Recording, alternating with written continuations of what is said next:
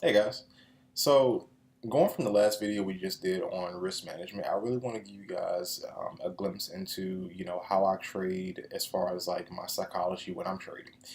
It's a really big part of trading, just because it entails so much of your mental construct.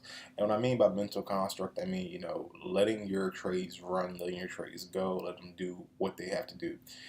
It's a little bit difficult at times, especially if you're trading on higher time frames, because higher time frames require a lot of discipline, require a lot of patience. It requires you to be really really sure and really technical about your trades. Rather than lower time frames, you have the ability to get in and get out, get in and get out. And it's like scalping, but to maintain and control your psychological and your mental emotions. You also like just what you do and like your habits.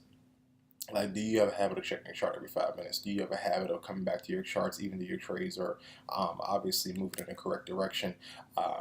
Do you have a habit of wanting to place multiple trades? And all that stuff can be is detrimental to your own psychology and your own trading because it just opens you up for more than what is needed from you as a trader. Honestly, the only things you really need as a trader are patience, discipline, your own technical analysis, an in-depth knowledge of the market from a technical basis and technical standpoint.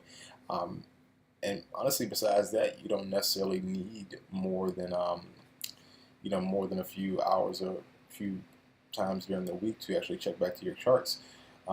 Especially if you're trading on like daily or like 4 hour time frames, and you set your stop losses and take profits strictly on like really good areas that won't get hit or have the least probability to get hit.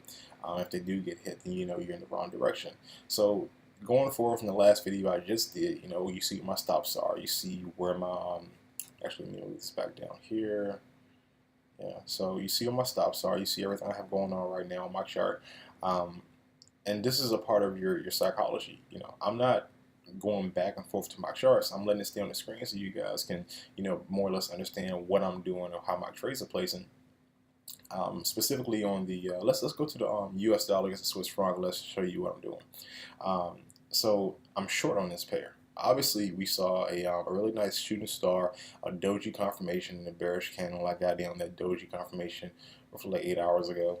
And this trade has been, kind of stagnant on the 1 hour time frame, but the 4 hour time frame is moving right along. I'm sorry, stagnant on the 4 hour, moving right along the 1 hour.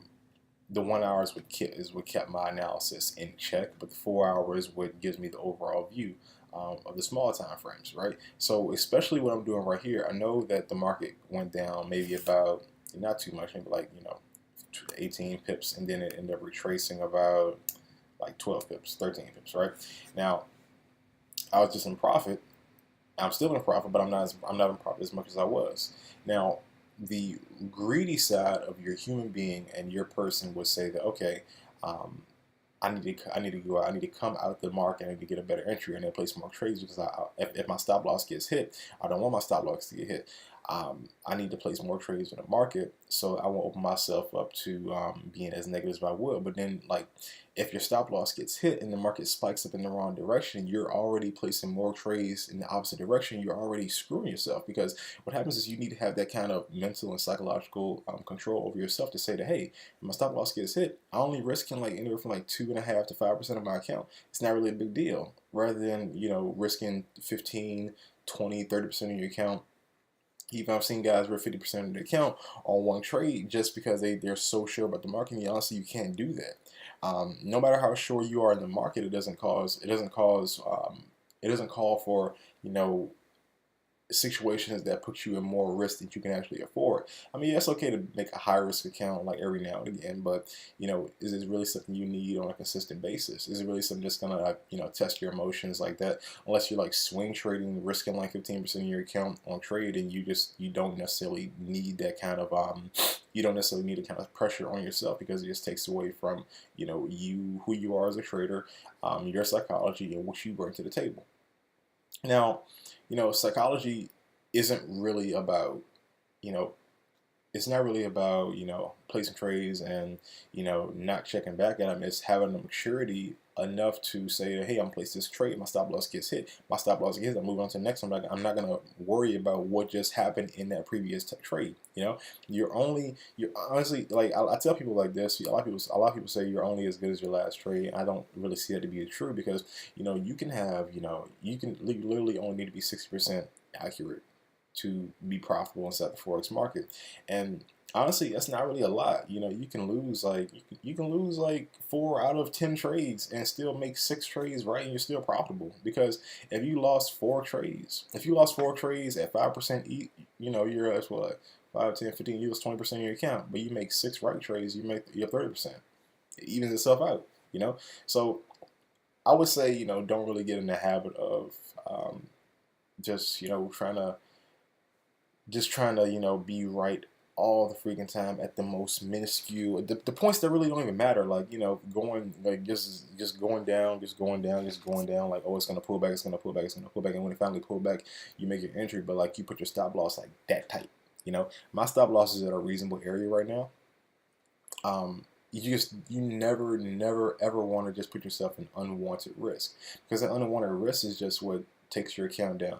Say if I have students that start accounts at like a couple $100, like $300. Actually, I started my first account when I traded forex for $300, and I grew a substantial amount over the next 3 months because of my risk management, my psychology, and my ability to control the markets.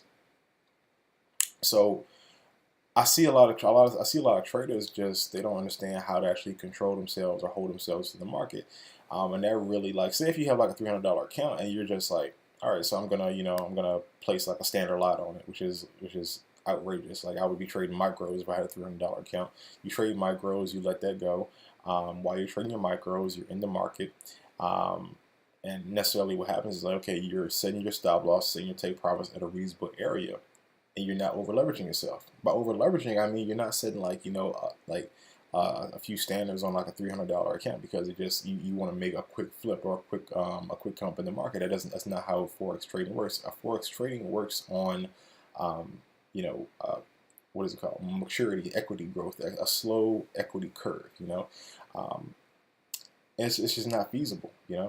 I've made mistakes in the past, and I can say that because my mistakes and my wins have always overshadowed my mistakes, because when I have the ability to close a trade in profit, or something that that stands out to me, that like, say for example right now, okay, so I'm in profit on my charts right now. I'm in profit.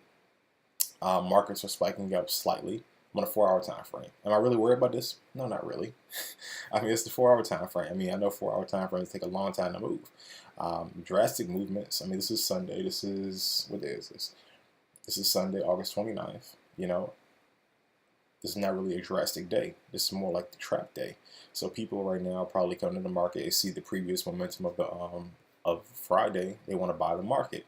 Obviously, people are going to buy the market because it's an uptrend. They don't understand what a correctional move is. So they're hopping in the market off impulse. It's going to make a failed high, or another failed high, and then it's going to pull back like drastically down to more than likely 38.2 level. I'm talking specifically about US dollar Swiss franc. People don't understand these methods within the market, and that's what really kills them. When you have the ability to master yourself and master your psychology, and understand how markets move and study them and become a student of the market, that's when you can put yourself in the best position forward to make money. Okay, so I hope this video helps you. Hope you guys understand. I'm gonna work on another video. I really want to make this video kind of informal, so you guys get a chance to understand, like, what exactly it means to be a profitable trader, and not really just like just have things just going all willy-nilly. So that was probably it. So you guys, go on to the next video.